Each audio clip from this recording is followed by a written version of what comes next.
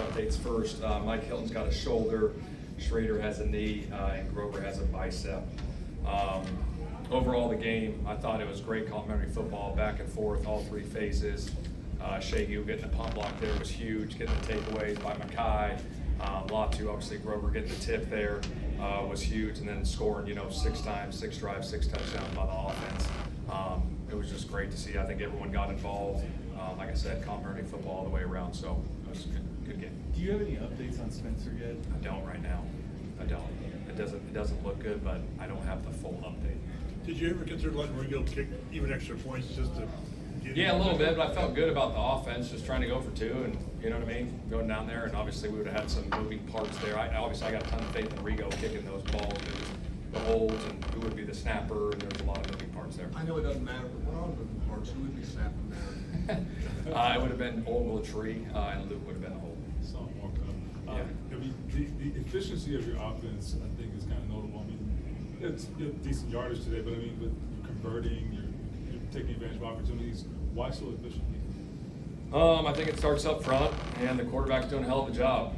Third downs were efficient. I think 8 for 10. We're moving the ball. We're completing passes at a high clip. I mean, I don't know, he's completing 73% of his passes every week, and so when you're doing that, you're going to be pretty efficient on offense, and he's continuing to do that for us. What can you guys do with Tyler keeps getting called for the OPIs, but it doesn't look. It looks kind of narrow there. What can you guys do about that? Your guess is as good as mine. I don't know. We'll work through it, and we'll look at the tape. Shane, you see him every day, but what is your appreciation for Ashton Dillon? I mean, he's as gritty as they come. He's as tough as they come, and he does anything that's asked, and he understands his role. I go over roles and opportunities to start the season, and I go through every player, and I say, yeah, you're our special teams ace, and you're going to go cover kicks, and when you get your opportunity on offense, go make the most of it. And today, obviously, you got a hell of an opportunity and played a ton on offense. I made some big-time plays, got a big in cut there, and then obviously there in the fourth quarter, threw the go ball to him, went up and made a hell of a play. So hats off to him. Just a tremendous worker is what he is. Talking about like resiliency and bouncing back, coming back from last week and winning this week by 34 points. Just what does that say about this team? Yeah, I think the guys, I mean, like I said, like last week was last week, and that's the National Football League. You don't ever want it to happen, but it's next day mentality. It's one day at a time. Enjoy the process of getting better every day and growing as individuals. And our guys were locked in all week. I thought we had a hell of a week of practice, and to see it come to fruition, here on Sunday.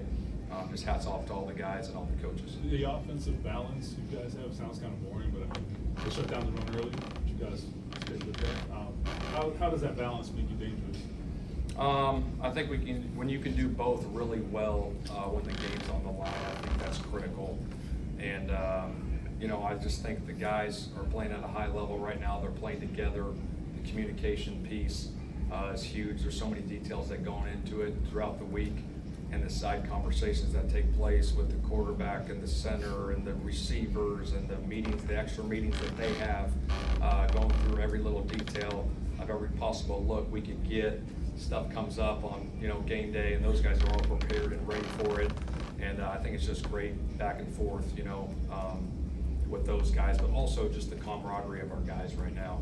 Obviously we're in week 5, going into week 6, but been very pleased, but we got to do it, again and again every week. We saw Ashton Dillon play a lot today, Yeah. more normally than he does on offense, and A.D. Mitchell didn't play until the fourth quarter. Can you Yeah. explain sort of that decision?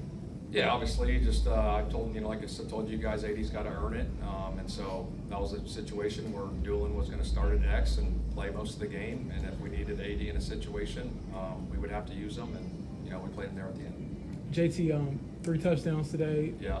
I think that's the 4th time in his career he's had 3 total touchdowns, and 2 of them happened this year. Yeah. For a 6-year vet. So, what level is he playing at? And what does that say about just your entire offense? Extremely high. I mean, I think he's playing best back in the league right now.